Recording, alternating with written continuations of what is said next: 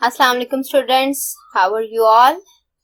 I am Sidra Jameel and today we will discuss another topic from chapter number 7, that is photosynthesis. As you people read about photosynthesis in your previous classes, in your 6th class or 7th class, you people well aware of this.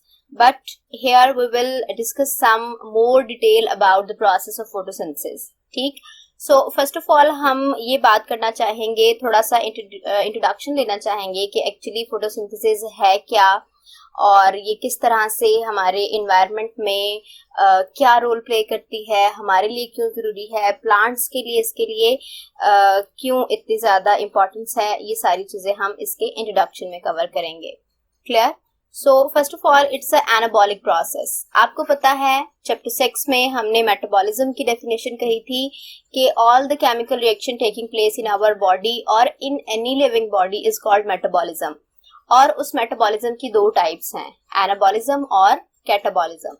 सो उसमें से एक type यहाँ पे discuss हो रही है anabolic process की। ठीक, एनाबॉलिक प्रोसेस इसको इसलिए कहते हैं क्योंकि इसमें स्मॉलर मॉलिक्यूल्स कंबाइन होते हैं और वो कंबाइन होके लार्जर मॉलिक्यूल्स बनाते हैं। That's why it is an anabolic process. ठीक है, उसके बाद हम ये कहते हैं कि इसकी एक और बहुत बड़ी काविश या बहुत बड़ा रोल हमारे एनवायरनमेंट में ये है कि it can capture energy from the sunlight. ठीक है, एनर्जी, ये सनलाइट की एनर्जी अपने लिए ही एब्जॉर्ब करते हैं, फोटोसिंथेसिस का प्रोसेस करवाने के लिए ही होता है, लेकिन वो एनर्जी एक्चुअली सिर्फ प्लांट के लिए नहीं रह जाती। That sunlight energy enters the ecosystem by this process. ठीक है, सनलाइट एनर्जी कैप्चर हो रही है, प्लांट उसको कैप्चर कर रहे हैं, लेकिन वो सिर्फ अपने लिए कैप्चर नहीं कर रहे होते, वो एक्चुअली इस सोर्स ऑफ एनर्जी में से एनर्जी को कैप्चर कर रहे हैं इकोसिस्टम का हिस्सा बनाने के लिए, क्योंकि पूरे इकोसिस्टम में एनर्जी का जो सबसे बड़ा सोर्स है दैट इज ओनली सनलाइट। ठीक है, सो उस सनलाइट को वो इकोसिस्टम में लेके आते हैं bye the process of photosynthesis.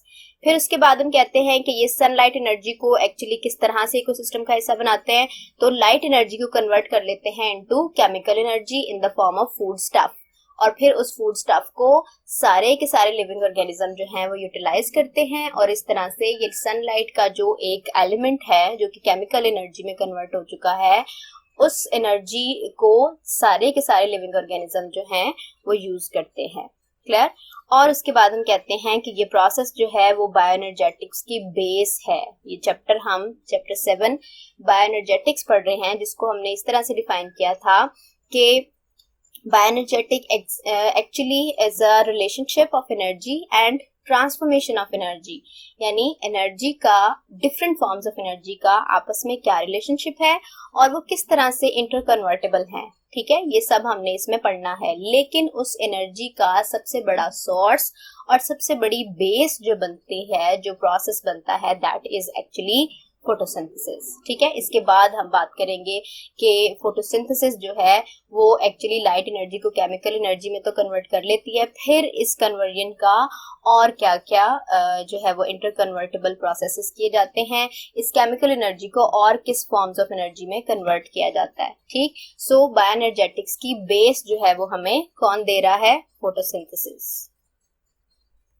सो यहाँ पे अब हम कह सकते हैं कि ऑफिशियली हम फोटोसिंथेसिस को पढ़ने के काबिल हैं कि अब हम ये जानना चाहेंगे कि फोटोसिंथेसिस एक्चुअली है क्या। अभी तो हमने इसको थोड़ा सा इंट्रोडक्शन दे लिया ना कि फोटोसिंथेसिस एनाबॉलिक है, और अब हमने ये देखना है कि इसको डिफाइन किस तरह से किया जा सकता है। सो ये आप कह सकते हैं कि दो वर्ड्स हैं जो कि मिलके एक पूरा आपके कंपाउंड वर्ड बना रहे हैं।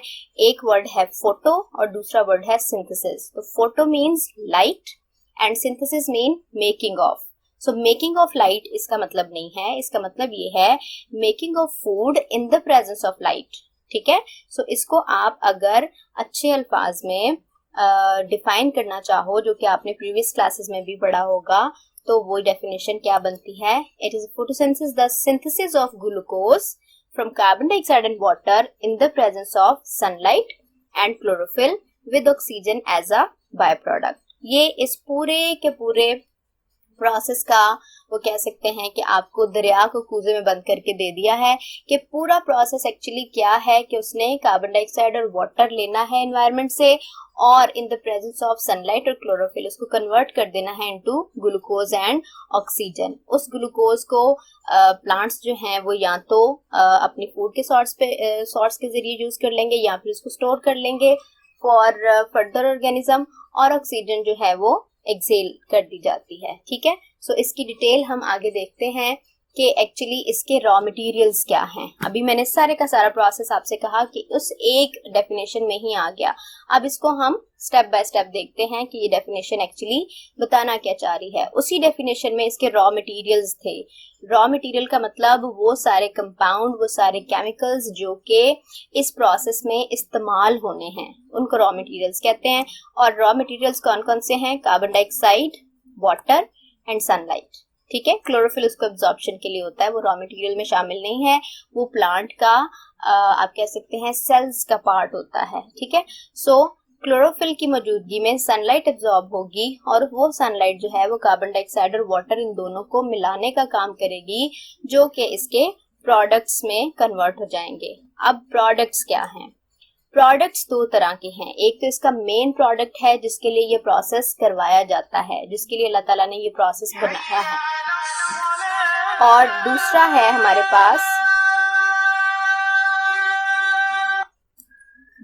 पास बनेगा इसका बाय प्रोडक्ट। तो मेन प्रोडक्ट है ग्लूकोज।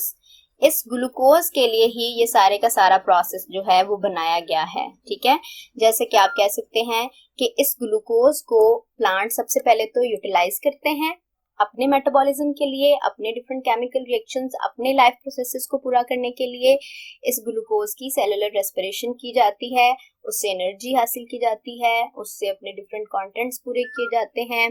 ठीक है, बॉडी पार्ट्स में इसकी यूटिलाइजेशन होती है, यानी जहां जहां भी जिस तरह भी ग्लूकोज यूज हो सकता है पहले उसको यूज किया जाता है और फिर उसके बाद उसको स्टोर कर लिया जाता है फॉर फर्दर यूज या फॉर फर्दर ऑर्गेनिज्म। ठीक है, जो प्लांट्स को खाते हैं। ठीक हो गया, सो ये दो काम होते हैं ग्लूकोज के। इसके बाद इसमें कुछ बाय प्रोडक्ट्स भी बनते हैं और उन बाय प्रोडक्ट्स में सबसे पहले है oxygen. By products as such कहा जाता है कि प्लांट के लिए तो जरूरी हैं, लेकिन इसके अलावा वो प्लांट के अलावा जो है दूसरे लिविंग ऑर्गेनिज्म को भी चाहिए होते हैं, इसलिए ये इतने सरप्लस अमाउंट में प्रोड्यूस होते हैं कि हम इसको बाय प्रोडक्ट्स कंसिडर कर लेते हैं कि प्लांट की अपनी जरूरत भी पूरी हो जाती है और उसके बाद फिर ये उसको एक्सक्रीट आउट कर देते हैं। अब इसकी जरूरत कहाँ कहाँ है? सेलुलर रेस्पिरेशन में। प्लांट ने भी सेलुलर रेस्पिरेशन करनी है, ग्लूकोज को तोड़ना है, तो उसके लिए ऑक्सीजन चाहिए। तो जितनी ऑक्सीजन पहले उसको खुद चाहिए वो उसको यूटिलाइज करेगा और उसके बाद उसको जितनी ऑक्सीजन उसको नहीं चाहिए वो एक्सक्रीट आउट कर देगा और वो ऑक्सीजन हमारे लिए जरूरी है। ठीक है, ये फोटोसिंथेसिस का प्रोसेस सिर्फ अल्लाह ताला ने प्लांट्स के लिए नहीं बनाया, ये हमारी बका के लिए भी जरूरी है। जितने लिविंग ऑर्गेनिज्म हैं उनको सांस लेने के लिए, उनको जिंदा रहने के लिए ऑक्सीजन की जरूरत है। ठीक है, सो ये ऑक्सीजन हमें फोटोसिंथेसिस प्रोवाइड कर रही है। दूसरा जो बाय प्रोडक्ट बनता है दैट इज वाटर, और वाटर का भी बिल्कुल यही सिनेरियो है कि पहले वो अपने काम पूरे करने के लिए वाटर को इस्तेमाल करेगा और फिर उसके बाद जो है प्लांट अपनी बॉडी से वाटर को एक्सक्रीट आउट कर देगा। वाटर सबसे पहले यूज होगा जी डिफरेंट लाइफ प्रोसेसेस में। जैसे आपको पता है कि जितने भी मेटाबॉलिक रिएक्शंस हैं उसमें एंजाइम यूज होते हैं and enzyme needs an aqueous environment, और वो एक्वस एनवायरनमेंट वाटर ही ऑब्वियसली प्रोवाइड करेगा और ये वाटर हमें मिल रहा है फोटोसिंथेसिस से। ठीक है, एक तो प्लांट सॉइल से एब्जॉर्ब कर रहे हैं ना, दूसरा फोटोसिंथेसिस से भी आप उसको गेन कर सकते हैं। ठीक है, प्लांट पहले तो उसे यूटिलाइज करते हैं अपने लाइफ प्रोसेसेस के लिए प्लस अपनी टर्जिडिटी के लिए। टर्जिडिटी आपने चैप्टर 4 में भी पढ़ा था, मैंने प्रीवियस लेक्चर में भी बताया था कि सेल जो है वैक्यूल में जब बहुत सारा पानी भर जाता है तो वो बहुत इरेक्ट हो जाता है। ठीक है, टाइट हो जाता है और प्रेशर अप्लाई करता है सेल वॉल पे और उसके बदले में सेल वॉल उस पे प्रेशर अप्लाई करती है, जिसकी वजह से ये सेल की बॉडी जो है, प्लांट सेल की बॉडी जो है वो बड़ी इरेक्टेड हो जाती है, जिसको हम टर्जिडिटी बोलते हैं। ठीक है, और उस टर्जिडिटी के लिए वाटर यूटिलाइज होता है और ये वाटर हमें फोटोसिंथेसिस दे रही है। देन उसके बाद जो वाटर नहीं चाहिए होता उसको ट्रांसपायर कर दिया जाता है। ट्रांसपायरेशन के प्रोसेस को भी बड़ी डिटेल में मैंने बताया था कि आप कह सकते हैं it is a transfer of और removal of water molecule in the form of water vapours, यानी वाटर मॉलिक्यूल्स लिक्विड फॉर्म में हैं लेकिन प्लांट की बॉडी से बाहर उन्हें गैसियस फॉर्म बना के भेजा जाए, तो फिर उस प्रोसेस को कहते हैं ट्रांसपायरेशन। और ये ट्रांसपायरेशन जो है प्लांट के लिए वाटर एब्जॉर्प्शन का काम भी करता है, वाटर की आप कह सकते हैं ट्रांसपोर्ट का काम भी करता है। ट्रांसपायरेशन के बहुत सारे फायदे हैं जो कि हम इंशाल्लाह नेक्स्ट लेक्चर्स में कवर करेंगे। तो यहाँ पे आप सिर्फ ये बात याद कर लें कि ये जो बाय प्रोडक्ट्स हैं ऑक्सीजन और वाटर, इन दोनों को एक्सक्रीट आउट कर दिया जाता है अपना मकसद या अपना आप कह सकते हैं यूटिलाइजेशन पूरा करने के बाद। ठीक हो गया। अब हमने देखना है कि इसकी केमिकल इक्वेशन क्या बनती है। अभी हम डेफिनेशन को हमने डिस्कस किया, रॉ मटेरियल्स और प्रोडक्ट्स को डिस्कस किया। सो ये डेफिनेशन और रॉ मटेरियल्स और प्रोडक्ट्स को अगर हम एक पाइपलाइन में ले आए तो हम खुद भी इसकी केमिकल इक्वेशन बना सकते हैं। सो आप ये देखें कि आपके पास एरो से पहले रिएक्टेंट्स होते हैं, एरो के बाद प्रोडक्ट्स होते हैं। ठीक है। सो रॉ मटेरियल या रिएक्टेंट कौन कौन से हैं? Carbon dioxide, water and light energy. In the presence of chlorophyll ये सारे मिलते हैं, कार्बन डाइऑक्साइड की रिडक्शन होती है और ये बना देती है C6H12O6, that is the formula for glucose molecule. ठीक है। इस ग्लूकोज के बनने के साथ साथ ऑक्सीजन और वाटर बनते हैं, जो कि हमने अभी बात कर ली कि प्लांट उनको अपनी जरूरत पूरी करने के बाद अपनी बॉडी से बाहर भेज देता है दूसरे ऑर्गेनिजम्स के लिए। अब सवाल ये पैदा होता है कि जो फोटोसिंथेसिस का प्रोसेस है, अभी हमने देखा कि ये इतना इम्पोर्टेंट है और ये इतना आप कह सकते हैं इकोसिस्टम के लिए इतना जरूरी है। तो इकोसिस्टम में कौन कौन से ऐसे लिविंग ऑर्गेनिजम्स हैं जिनमें कि ये प्रोसेस पाया जाता है? That are first of all the types of plants. जितनी भी टाइप्स के प्लांट्स हैं उन सब में फोटोसिंथेसिस होती है, क्योंकि उन सब में तकरीबन क्लोरोफिल पाया जाता है और वो क्लोरोफिल जो है वो फोटोसिंथेसिस के लिए ही अल्लाह ताला ने उन्हें दिया है। इसके अलावा प्लांट लाइक प्रोटिस्ट का आपको पता है कि किंगडम प्रोटिस्ट में दो तरह के ऑर्गेनिजम्स होते हैं, एनिमल लाइक और plant like. Plant like protist को प्लांट लाइक प्रोटिस्ट में रखा ही इसीलिए गया क्योंकि उनके पास फोटोसिंथेसिस की एबिलिटी थी। ठीक है। वो बहुत सारी चीजों में हम कह सकते हैं कि एनिमल लाइक थे, यानी उनके पास सेल वॉल नहीं थी। ठीक है। यानी प्रॉपर प्लांट्स नहीं थे वो, लेकिन उनके पास फोटोसिंथेटिक एबिलिटी थी, इसलिए प्लांट के किंगडम में उसको नहीं रखा गया, उसको एक अलग किंगडम में रख दिया गया, that is plant like protist. ठीक है। सो ये प्लांट लाइक प्रोटिस्ट में सबसे जो वेल नोन आपका ग्रुप है दैट इज एल्गी। एल्गी के पास क्लोरोफिल होता है, ये फोटोसिंथेसिस कर सकती है। सो हम ये कहेंगे कि फोटोसिंथेसिस का प्रोसेस तमाम प्लांट्स में और प्लांट लाइक प्रोटिस्ट में पाया जाता है। इसके अलावा फोटोसिंथेटिक बैक्टीरिया के नाम से ही पता चल रहा है कि ये बैक्टीरिया की वो टाइप है जिसमें कि फोटोसिंथेसिस का प्रोसेस पाया जा सकता है। नेक्स्ट है हमारे पास इम्पोर्टेंस। इसके इंट्रोडक्शन में भी कुछ इम्पोर्टेंस के पॉइंट जो हैं वो मैं आपको बता चुकी हूँ। बिल्कुल वैसे ही पॉइंट्स हैं कि हम कहाँ कहाँ और किस किस तरह से फोटोसिंथेसिस को इस्तेमाल कर सकते हैं, ये किस तरह से हमारी हेल्प करती है। तो सबसे पहला प्रोसेस या सबसे पहला फायदा इसका ये है कि that makes the base of bioenergetics. Energy relationship या एनर्जी ट्रांसफॉर्मेशन की बात तब आएगी जब एनर्जी मौजूद होगी। सो उस एनर्जी की मौजूदगी को आप कह सकते हैं जो कि कंफर्म करते हैं वो फोटोसिंथेसिस ही है। ठीक है। सो उसके बाद ये किस तरह से एनर्जी को आप कह सकते हैं कि लेके आते हैं एनवायरनमेंट में, that they can capture solar energy. हमारे पूरे अर्थ प्लैनेट में जो एनर्जी का सबसे बड़ा सोर्स है दैट इज सनलाइट, और ये उस सनलाइट को या सोलर एनर्जी को कैप्चर करते हैं plants by the help of photosynthesis, और उसके बाद इकोसिस्टम का हिस्सा बनाते हैं इस एनर्जी को। सोलर एनर्जी डायरेक्ट आपके इकोसिस्टम में एंटर नहीं हो सकती। ये आती है हीट एनर्जी और लाइट एनर्जी की फॉर्म में और खत्म हो जाती है। लेकिन इकोसिस्टम का पार्ट बनाने के लिए अल्लाह ताला ने प्लांट्स बनाए और प्लांट्स को फोटोसिंथेसिस का प्रोसेस दिया। कैसे कि ये प्लांट्स जो हैं इस एनर्जी को एब्जॉर्ब करते हैं और उसे केमिकल एनर्जी में कन्वर्ट कर देते हैं।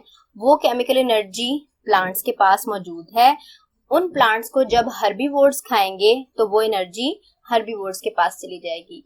उन हर्बीवोर्स को जब कार्निवोर्स खाएंगे तो वो एनर्जी कार्निवोर्स के पास चले जाएगी। ठीक है, इसी तरह से ओमनिवोर्स जब हर्बीवोर्स या कार्निवोर्स दोनों को या प्लांट्स को खाएंगे तो इस तरह से ओमनिवोर्स के पास भी वो एनर्जी पहुंच जाएगी। तो एक पूरा फूड चेन चलता है जो कि फोटोसिंथेसिस के प्रोसेस से ही शुरू हो सकता है।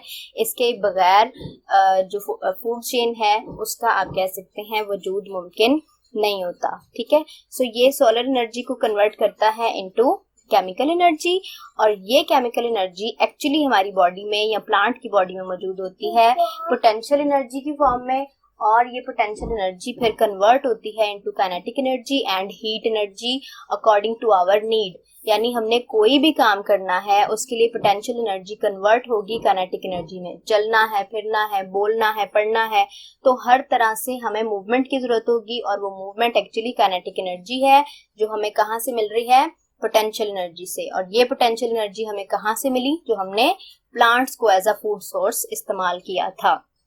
ठीक, उसके बाद जी एक बहुत बड़ा जुमला है ये, या आप कह सकते हैं बहुत बड़ी बात है जो कि बहुत सारे लोग इसको जस्टिफाई नहीं कर पाते, लेकिन बहुत आसान भी है। That is all life depends on plant. जितनी भी तरह की लाइफ इस दुनिया में पाई जाती है, इस अर्थ प्लैनेट पे है, that all life depends upon plants. क्यों, कैसे? इसका बड़ा आसान जवाब मौजूद है कि इसमें दो चीजें हैं जो कि ये तमाम किस्म की लाइफ को प्रोवाइड करता है। सबसे पहला तो फूड स्टफ। जितना भी ग्लूकोज बनता है वो मैंने आपसे कहा कि पहले प्लांट्स खुद इस्तेमाल करेंगे, उसके बाद स्टोर कर लेंगे और उस स्टोर्ड फूड को फिर हम लोग इस्तेमाल करेंगे या कोई और। अभी मैंने फूड चेन का जिक्र किया कि प्लांट्स को जब हर्बीवोर्स खाएंगे, उन हर्बीवोर्स को कार्निवोर्स खाएंगे, उन कार्निवोर्स को या हर्बीवोर्स को मरने के बाद डिकम्पोजर्स खाएंगे। तो इस तरह से ये फूड चेन चलती जाती है। ठीक है, सो ये फूड चेन में अगर प्लांट खत्म हो जाए तो बेस खत्म हो जाए, इसीलिए प्लांट को प्रोड्यूसर्स भी कहा जाता है कि वो प्रोड्यूस करते हैं food stuff for all the life forms. ठीक है, अगर प्रोड्यूसर्स खत्म हो जाएं तो हर्बीवोर्स खत्म हो जाएंगे, हर्बीवोर्स खत्म हो जाएं तो कार्निवोर्स खत्म हो जाएंगे, कार्निवोर्स खत्म हो जाएं तो डिकम्पोजर्स बेचारे सिर्फ रह जाएंगे। वही सारे आप कह सकते हैं लिविंग ऑर्गेनिजम्स की जो डेड बॉडीज हैं उनको गलना सड़ना शुरू कर देंगे। So all the life form depends upon the plant for their food stuff. Number 2 है ऑक्सीजन। फोटोसिंथेसिस होगी, ऑक्सीजन प्रोड्यूस होगी। ऑक्सीजन प्रोड्यूस होगी तो हर तरह की लाइफ जो है वो एग्जिस्ट कर पाएगी। ठीक है, इवन प्लांट्स इटसेल्फ। प्लांट खुद भी फोटोसिंथेसिस के बगैर इसलिए नहीं रह सकते कि ऑक्सीजन नहीं मिलेगी। ठीक है, ऑक्सीजन का सोर्स तो प्लांट्स ही है ना। 21% ऑक्सीजन आपकी एनवायरनमेंट में मौजूद है और वो 21% तो हमारी जरूरत पूरी नहीं कर सकती ना। इसलिए अल्लाह ताला ने प्रोड्यूसर्स बनाए जो कि हर वक्त प्रोड्यूस करते हैं ऑक्सीजन, हमारे लिए भी और अपने लिए भी। ठीक है, सो इन दोनों चीजों की वजह से हम कहते हैं all life depends upon plants. अब बात हमने ये करनी है कि जो इसके रॉ मटेरियल्स हैं, रॉ मटेरियल में हमने बात की थी कि कार्बन डाइऑक्साइड है, वाटर है और सनलाइट है। ये इसको मिलते कहाँ से हैं, कैसे मिलते हैं, कौन सा मैकेनिज्म इस्तेमाल करते हैं, कौन से बॉडी पार्ट्स इस्तेमाल होते हैं। सो सनलाइट जो है वो तो बड़ी आसान सी बात है कि सनलाइट एनर्जी या सोलर एनर्जी जो है वो हमें सन से मिलती है और उसको कैप्चर करने के लिए क्लोरोफिल दिया हुआ है। सो उसको मजीद मैकेनिज्म में आप हायर क्लासेस में जाएंगे। अभी हम सिर्फ बात करेंगे intake of water and carbon dioxide. So water जो है वो हमें मिलता है, हमारे प्लांट्स को मिलता है सॉइल से। ठीक है, सबसे पहली बात जो हम वाटरिंग करते हैं वो, और जो सॉइल के अंदर वाटर कंटेंट मौजूद होता है वो सोर्स होता है वाटर का फॉर द फोटोसिंथेसिस। और इसके अलावा हम कहते हैं कि सॉइल से जो प्लांट बॉडी का पार्ट शामिल है वाटर को एब्जॉर्ब करने के लिए वो है roots.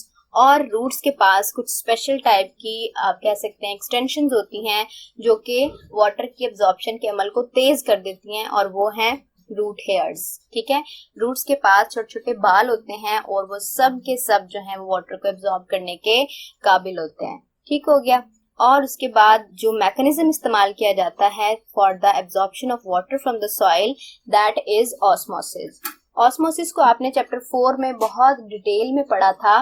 That is movement of water from lower solute concentration to higher solute concentration, यानी रूट हेयर्स के आसपास जो सॉइल मौजूद है उस सॉइल में सोल्यूट कम होते हैं और वाटर ज्यादा होता है, और रूट हेयर्स के अंदर सोल्यूट ज्यादा होते हैं और वाटर कम होता है। इसलिए वाटर जो है वो अपनी हायर कंसंट्रेशन से लोअर कंसंट्रेशन की तरफ और सोल्यूट की लोअर कंसंट्रेशन से हायर कंसंट्रेशन की तरफ मूव करता है, यानी from soil to inside the plant body. ठीक है, इस तरह से ये मूव करता है, एब्जॉर्ब होता है रूट हेयर्स में, और रूट हेयर्स जो हैं फिर उसको मेन रूट में लेके जाते हैं, रूट्स जो हैं फिर उसको जाइलम टिश्यूज के पास लेके जाती हैं, और जाइलम टिश्यू जो है फिर उसको ट्रांसपोर्ट करता है to aerial parts of the plant body. ये रूट का मेन स्ट्रक्चर है। आप देख सकते हैं इसके पास कुछ रूट हेयर्स हैं जो कि एक आपकी एक्सटर्नल एक्सटेंशंस का काम करती हैं, और ये एक्सटेंशंस जो हैं ये इस वाटर को फिर लेके जाएंगी जाइलम के पास। इसके लिए आप जरा ये वाली डायग्राम देख लीजिए। लेफ्ट साइड से स्टार्ट करेंगे कि ये आपके पास रूट हेयर्स हैं, ये सॉइल वाटर है, जैसे ये इसके अंदर आएगा ये एब्जॉर्ब होना शुरू हो रहा है। ये इसके सेल्स हैं डिफरेंट, जिनको कॉर्टेक्स भी कहा जाता है। यहाँ से ये पहुंचेंगे एंडोडर्मिस सेल के पास, और यहाँ से जाइलम के पास, और जाइलम फिर इसको ऊपर की तरफ ट्रांसपोर्ट कर देगा towards the aerial parts of the body. ठीक, देन उसके बाद है इनटेक ऑफ कार्बन डाइऑक्साइड। तो कार्बन डाइऑक्साइड चूंकि गैसियस फॉर्म में होती है और इसका सोर्स है एयर। एयर के अंदर कार्बन डाइऑक्साइड मौजूद है, और इसको एब्जॉर्ब करने के लिए जो ऑर्गन काम करते हैं वो हैं स्टोमेटा। ठीक है, ज्यादातर ये लीव्स के पास मौजूद होते हैं, और लीव्स जो हैं जैसे ही एयर को एब्जॉर्ब करते हैं सो उसमें से कार्बन डाइऑक्साइड को आपके उन सेल्स तक पहुंचा देते हैं जहां पे फोटोसिंथेसिस होनी है। ठीक, सो स्टोमेटा से एयर आएगी एयर स्पेस में, यानी स्टोमेटा से एंटर होते ही उसको सेल्स नहीं मिलेंगे, खाली जगह मिलेगी जिसको एयर स्पेस कहते हैं। ठीक है, इस एयर स्पेस में एयर आके वहां पे मौजूद कार्बन डाइऑक्साइड जो उस एयर में मौजूद है, वो carbon dioxide in air spaces में मौजूद वाटर के अंदर एब्जॉर्ब हो जाएगी ताकि वो सेल के अंदर आसानी से जा सके। ठीक है, अब जैसे ही वाटर में वो एब्जॉर्ब होगी तो हम कहेंगे कि वहां पे मौजूद है मेसोफिल सेल। उन मेसोफिल सेल के अंदर वो चली जाएगी by the process of diffusion. ठीक है, जो मैकेनिज्म यहाँ पे इस्तेमाल होगा that will be called as diffusion. और डिफ्यूजन को अगर डिफाइन किया जाए तो हम कहते हैं that is the movement of molecule from higher concentration to lower concentration, यानी एयर स्पेस में कार्बन डाइऑक्साइड ज्यादा है और मेसोफिल सेल में कार्बन डाइऑक्साइड कम है, इसलिए ये अपनी हायर कंसेंट्रेशन से लोअर कंसेंट्रेशन की तरफ डिफ्यूज हो जाते हैं। ठीक है, कार्बन डाइऑक्साइड। इसको समझने के लिए जरा आप ये डायग्राम भी देख लीजिए। ये एक लीव का क्रॉस सेक्शनल स्ट्रक्चर है जिसमें कि आपको स्टोमेटा नजर आ रहे हैं। ठीक, ये स्टोमेटा जो है यहाँ से जैसे ही कार्बन डाइऑक्साइड एयर आएगी तो एयर जो है वो एयर स्पेस में आएगी। ये वैसे आपको वाटर की ट्रांसपोर्ट दिखा रही है ये डायग्राम, लेकिन मैं आपको सिर्फ समझाने के लिए बता दूं कि ये जो एयर स्पेस है यहाँ से ये मेसोफिल सेल है, यहाँ से इसमें मौजूद वाटर में ये कार्बन डाइऑक्साइड एब्जॉर्ब हो जाएगी और फिर यहाँ से ये इधर आ जाएगी मेसोफिल सेल्स के अंदर, और फिर इन मेसोफिल सेल्स में जो है क्या होगा, फोटोसिंथेसिस का process. Thank you so much for you listening. This is all about photosynthesis. Next इस चैप्टर के टॉपिक्स देखने के लिए मेरा चैनल देखते रहिए। अपना ख्याल रखिएगा। अल्लाह हाफिज।